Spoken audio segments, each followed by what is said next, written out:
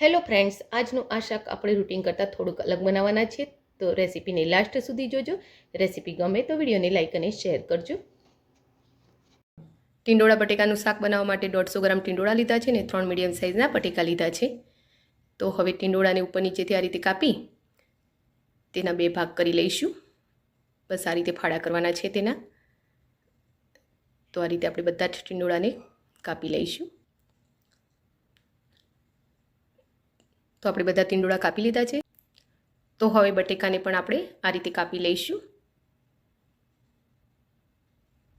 તો આપણા બધા જ બટેકા હવે કપાઈ ગયા છે.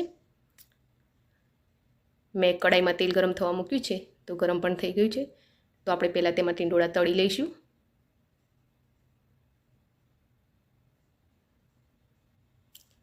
તો ટીંડોળાને આપણે 3 થી 4 મિનિટ સુધી તળીશું. તે વધુ કડક ના થઈ જાય તેનું ધ્યાન રાખીશું.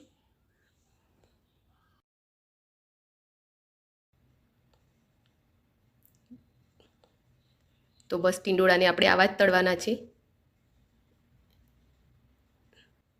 તો હવે જે આપણે બટેકા કાપીને રાખ્યા હતા તેને પણ આપણે તળી લેવાના છે.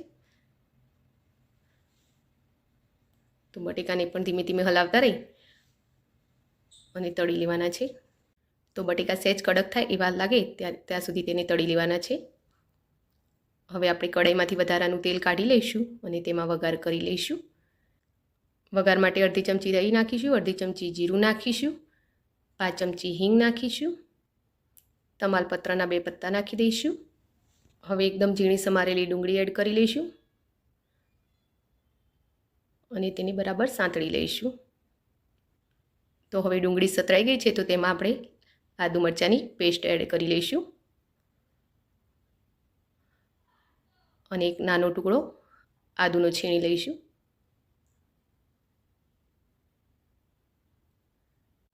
હવે તેને સાતળી લઈશું.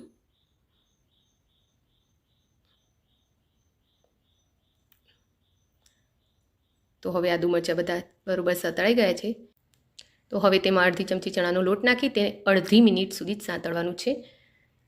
હવે મેં 2 ટામેટાં બહુ ઝીણા સમારીને રાખ્યા છે, તેને એડ કરી લઈશું અને બરોબર સાંતળી લઈશું. હવે ટામેટાં સતળાઈ ગયા છે, તો તેમાં અડધી ચમચી હળદર એડ કરીશું, અડધી ચમચી લાલ તીખું મરચું એડ કરીશું, અડધી ચમચી લાલ કાશ્મીરી મરચું એડ કરીશું, સ્વાદ અનુસાર મીઠું એડ કરીશું અને તેને બરોબર હલાવી લઈશું. હવે તેમાં 5 ચમચી ગરમ મસાલો અને 1/4 ચમચી ધાણા જીરું પાવડર એડ કરીશું.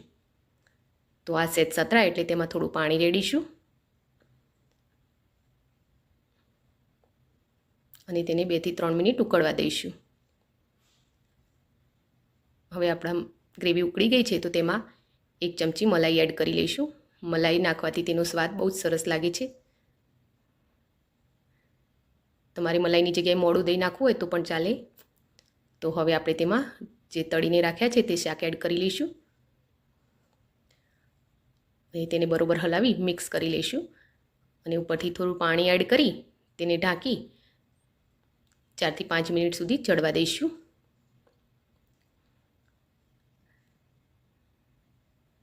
તો હવે આપણે જોઈ લઈએ આપણા શાકભાજી કમ્પ્લીટ થઈ ગયા છે. તો તેમાં 1 ચમચી ખાંડ એડ કરીશું અને તેને બરોબર હલાવીને ચેક કરી લઈશું.